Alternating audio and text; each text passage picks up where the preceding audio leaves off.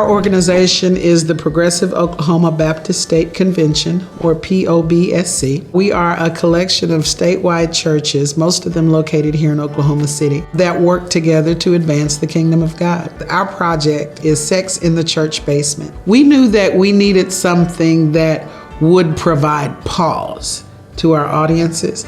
And so when you have a church full of people and you're saying sex in the church basement, one of the things I can guarantee you is they're listening. It's like, wait, what was that? In a 2,000-year institution, right, that being the church, often the concept of innovation is in direct odds with the way a church would operate.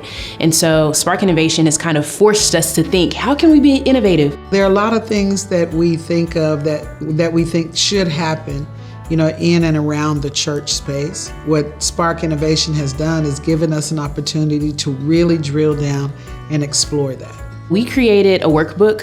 These kids these days, it is to bridge a generational disconnect between caregivers and the rising generation. And what we found in the first part of the human-centered design process is that our caregivers, they love working with the kids. They just don't always understand them. They know them in the space of the youth I serve here at church. But what they didn't know was what kinds of things do they enjoy? What are the best ways that they receive information? What are the songs they like? What are the TV shows they're following? What are the social media channels they're following? The single most important thing that any of us can do for one another is to see. When you feel seen by somebody, then you're able to show up as your best self, your most authentic self. What we have learned is that they were going into Bible studies, they were going into small groups, they were going into grow groups, just taking shots in the dark, hoping that something they would say would in some kind of way connect with the students.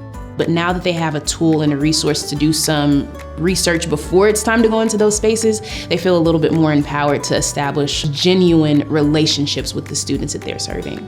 Collectively, they all felt like, finally, what a relief. Finally, someone in the church space is taking on these conversations. It is a calling to be able to work with children and youth and to serve as a part of their tribe in ushering them safely and well-equipped into adulthood.